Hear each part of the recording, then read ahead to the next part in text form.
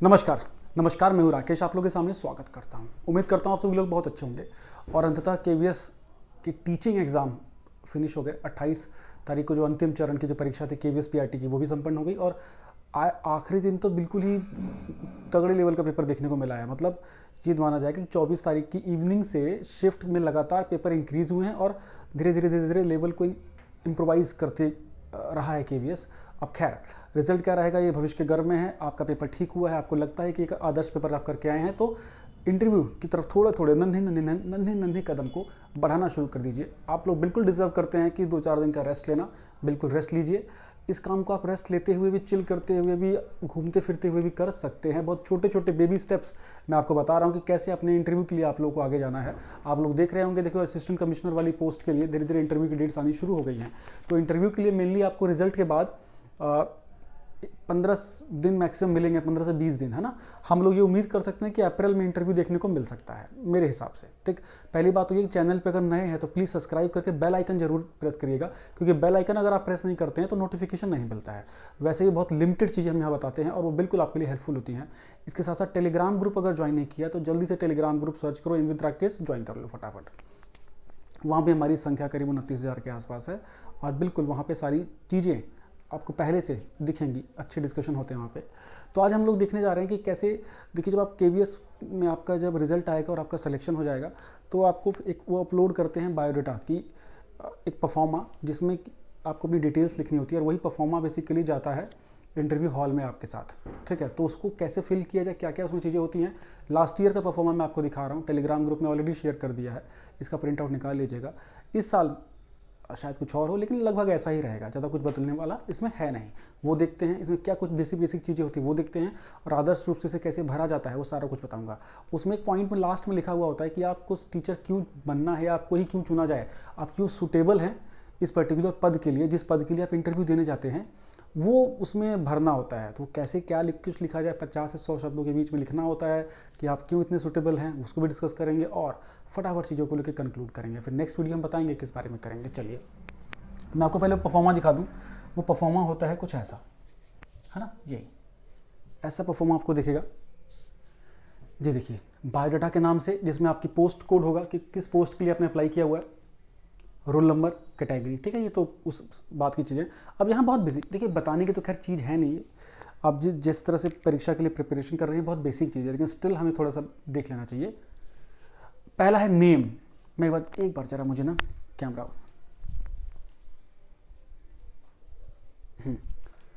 ठीक, नेम हो गया, एड्रेस हो गया, एड्रेस फॉर कॉरस्पॉन्डेंस। इसमें ज़रूरी नहीं है कि आप अपना मुख्य पता ही दें, आप जहाँ कहीं रहते हैं वो पता भी दे सकते हैं। कॉरस्पॉन्डेंस का मतलब होता है जिसमें आपसे कांटेक्ट किया जा सके। ज़रूरी नहीं कि परमानेंट एड्रेस भी हो, तो उसमें परेशान आपको नहीं होना। ठीक है, कई बार होता है कि दूर देहात के इलाकों में कई बार ऐसी कॉरस्पॉन्डेंस नहीं हो पाता है या चीज़ें नहीं पहुँच पाती हैं, तो परेशान नहीं होना, आप कहीं का भी एड्रेस दे सकते हैं, है ना। उसके बाद आपका डेट ऑफ बर्थ हो गया, फैमिली डिटेल्स होगी जिसमें कि फादर का नाम हो गया, फिर आपका कॉन्टैक्ट नंबर हो गया, आपकी ईमेल आईडी जरूर देनी चाहिए, बिकॉज ये लोग ईमेल पे काफ़ी कॉन्टैक्ट करते हैं और बड़ा ऑथेंटिक कॉन्टैक्ट्स होते हैं वो। ठीक है, फिर यहाँ आपकी ना क्वालिफिकेशंस आ जाती हैं। तो यहाँ जो आपकी क्वालिफिकेशंस हैं वो आपको स्टार्टिंग से लिखनी होती है, मतलब नीचे से ऊपर की ओर। तो 10वीं हो गया, 12वीं हो गया, फिर आपकी ग्रेजुएशन हो गई, फिर आपकी बीएड हो गई या बीटीसी जो भी आपने किया हुआ जिस तरीके से, उस तरीके से आप, और जितनी आपके पास एक होती है एसेंशियल क्वालिफिकेशन, जो इतनी तो चाहिए। उसके बाद अगर डिज़ायरेबल है तो वो भी लिख दो। ठीक है, वहाँ थोड़ा सा इंटरव्यू में ना प्रेफरेंस बन जाती है दिमाग में। अब देखिए, अब एक्सपीरियंस आपके पास ऑलरेडी वर्किंग है कहीं, तो पहले का एक्सपीरियंस आपको है या अभी कुछ है तो वो आप यहाँ शेयर कर सकते हैं, लेकिन इसमें आप वही एक्सपीरियंस शेयर करेंगे जिसकी आपके पास डिटेल हो, जिसका एक्सपीरियंस सर्टिफिकेट हो या एनओसी हो। मान लीजिए आप किसी डिपार्टमेंट में ऑलरेडी कार्यरत हैं तो उसको यहाँ मेंशन करना होता है, लेकिन वो मेंशन करना तब वैलिड माना जाता है, तब सही होता है जब आपको बस एनओसी आपने डिपार्टमेंट को इन्फॉर्म किया हुआ है। मान लीजिए आपने डिपार्टमेंट को इन्फॉर्म नहीं किया, सीधे एग्जाम दे रहे हैं, तो चाहे तो इसको खाली आप छोड़ सकते हैं, कोई समस्या वाली बात नहीं है। ठीक है, यहाँ इसको भरेंगे तो फिर आपको एनओसी भी लेनी पड़ेगी बाद में। ठीक, ये आ गया, ये असली पॉइंट ये है। 8वां पॉइंट कि आप इस पोस्ट के लिए सूटेबल क्यों हैं। इसमें आपको ये बताना होता है कि आप इस पोस्ट के लिए सूटेबल क्यों हैं, क्यों आपको ही औरों के मुकाबले तरजीह दी जाए। एक बच्चे पे 3 लोग हों, एक पोस्ट पे 3 बच्चे होंगे, है ना, तो उन 2 बच्चों के ऊपर तरजीह क्यों दी जाए आपको। इसमें आपको अपने को एक्सप्रेस करना होता है, शुरुआत करनी होती है कि ये बताने के लिए कि ये पद कितना गरिमामयी है उसके बाद आप कितने उपयुक्त हैं, आपको अपनी कुछ क्वालिटीज़ लेके चलनी होती है और वही क्वालिटी शेयर करनी होती है जो शिक्षक बनने के लिए बहुत आवश्यक होती है। शिक्षक जैसे कि कुछ ऐसे बेसिक चीज़, जैसे पेशेंस होना चाहिए, धैर्यवान होना चाहिए शिक्षक को नया कुछ सीखने की ज़ील होनी चाहिए, हमेशा ललक होनी चाहिए, एडवेंचरस होना चाहिए, उसे एक्सपोजर का महत्व पता हो, मतलब कि जिससे उसका अपना ग्रोथ भी हो सके। तो ये कई सारे शब्दों को इनकलकेट करके हम इसको भरेंगे। मैं भी आपको दिखाऊंगा कि कैसे 2018-19 में जब हम लोगों ने इंटरव्यू के लिए प्रिपेयर कराया था तो हमारे स्टूडेंट्स ने कैसे उसको फिलअप किया था। एक 2-3 में दिखा दूँगा, ऐसे बहुत सारे हैं और ये वो बच्चे सेलेक्ट हुए थे, ठीक है। तो इसके बाद आपको फिर अपनी कुछ अचीवमेंट डालनी है।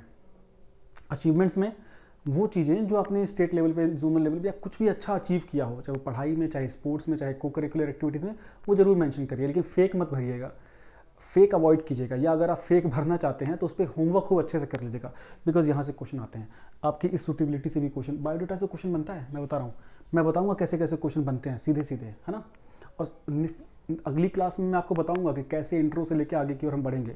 इंट्रो अपने आप में आपको आपका ना इंटरव्यू की टोन डिसाइड करता है कि इंटरव्यू कहाँ जाने वाला है आपका, ठीक। अब ये देखिए, ये आपका फॉर्म होता है और नीचे कुछ ऑब्जेक्शन सर्टिफिकेट्स होते हैं जैसे ओबीसी वगैरह के, वो तो अलग चीज़ें हैं, हमें यहीं पे फोकस रखेंगे, हमारा लक्ष्य यही है, हम जो डिस्कस करना चाहते हैं। अब मैं आपको दिखाता हूँ कि कैसे हमें चीज़ों को लेकर आगे की ओर बढ़ना चाहिए, क्या सूटेबिलिटी जो है उसको हम कैसे भर सकते हैं। सारे देखो ये 2019 का ही है, इंटरव्यू के दौरान की कुछ मेरे पास चीज़ें पड़ी थी तो वो मैं सोच रहा था कि शेयर कर लेता हूँ आप लोगों के साथ। ये बच्चे ने देखिए भरा हुआ, सबने अपने अपने हिसाब से भरा हुआ है। ये पूजा चौधरी थी।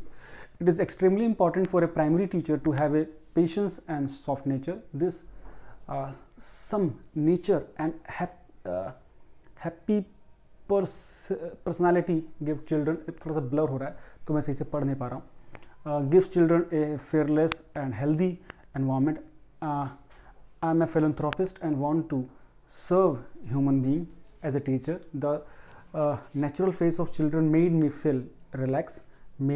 My hobby is cleaning, dusting and simple water coloring painting, ठीक है। इन्होंने देखो स्टार्ट किया है और एंड किया है अपने हॉबीज़ के साथ कि मेरी हॉबीज़ को भी इंक्लूड कर दिया गया। बहुत ही स्ट्रेट सा है, मैं इसको आदर्शवादी नहीं कहूँगा, लेकिन ये एक सच्चा सा सूटेबिलिटी लग रहा है और आपको यही होना चाहिए कि सच्चा लगना चाहिए। देखिए आप यहाँ लिख दीजिए कुछ भी और फिर जब बोलना शुरू कर देंगे ना तो वो कोरिलेट कर देंगे कि ये आपके व्यूज़ हैं किसी और के व्यूज़ हैं। तो इसीलिए अच्छा बुरा मत सोचिए कि आदर्शवादी तो क्या, गूगल करो, इतना दुनिया भर की आदर्शवादी चीज़ें आप लिख सकते हो, वो रिलेट करनी चाहिए आपकी पर्सनालिटी के साथ और फिर जब आप मुंह खोलते हैं तब, है ना। दूसरा एक है, ये कोमल श्री का है, ये भी सिलेक्टेड थी। Teaching is my passion, passion तो खूब मैंने बताया था, हर कोई यही लिखता था। खैर ये स्टार्टिंग डेज के थे। It gives me inner satisfaction and happiness. It is not a matter of my livelihood. Teaching young kids, motivating them and enrich learning environment to them will be my small contribution to my country using the resources which country provided to me. I have some knowledge about KV culture. I am very optimistic, hardworking, quick learner and we have the patience to deal with the little kids. मतलब बताया है कि कैसे वो इस पद के लिए उपयुक्त हैं, कैसे वो नेशन को कंट्रीब्यूट करना चाहते हैं उपलब्ध रिसोर्सेज के द्वारा जो नेशन ने उनको दिए हैं। इसके साथ साथ उन्होंने ये भी बताया कि वो केवी की फैमिली, केवी संगठन के साथ बहुत फेमिलियर हैं, तो वो बहुत इसके लिए बेस्ट सूटेड फील करते हैं, इससे ऑलरेडी टच फील करती हैं, ठीक है। एक बहुत अच्छा जिसको मैं बड़ा बढ़िया मुझे लगा था, ये अलग से लिखवाया था मैंने, ये हमारी TGT इंग्लिश के स्टूडेंट थी, उनका था, ये बहुत शानदार था। Suitability for the post. It will be a commendable opportunity for me to start my professional life with prestigious KV organization. My 4th generation are in this teaching profession. अब देखो इन्होंने सीधे मेंशन कर दिया है कि ऑलरेडी इनके जो पेरेंट्स हैं, जो और लोग हैं, वो ऑलरेडी KV संगठन से जुड़े हुए हैं, सीधे कनेक्ट बनता है इससे। तो इंटरव्यूअर्स को लगेगा कि हमारी फैमिली से ही है, मतलब इनको लगेगा कि ऑलरेडी इनको बहुत कुछ पॉलिश करने की नीड ही नहीं होगी, है ना। तो ये यहाँ ने बहुत स्मार्टली मेंशन किया। इसके साथ साथ बताया कि टीचिंग जो है प्रोफेशन बेसिकली इनके खून में है, ये इसको इन्होंने शो किया है। एंड आई एम ये कुछ क्लियर मुझे दिख नहीं रहा है कि क्या कुछ इन्होंने ये वर्ड लिखा, वो मुझे क्लियर नहीं हो पा रहा है। With my teachers and always been grateful to them for implanting values in me, and at this juncture I feel I should contribute what I have learned over the years. My motto is to give young kids the best start in life, whether in educational grounds और recreational activities. More over केवी पालूवास उन्होंने जगह भी लिखी है, is the part of my family and have some information about KV and its culture।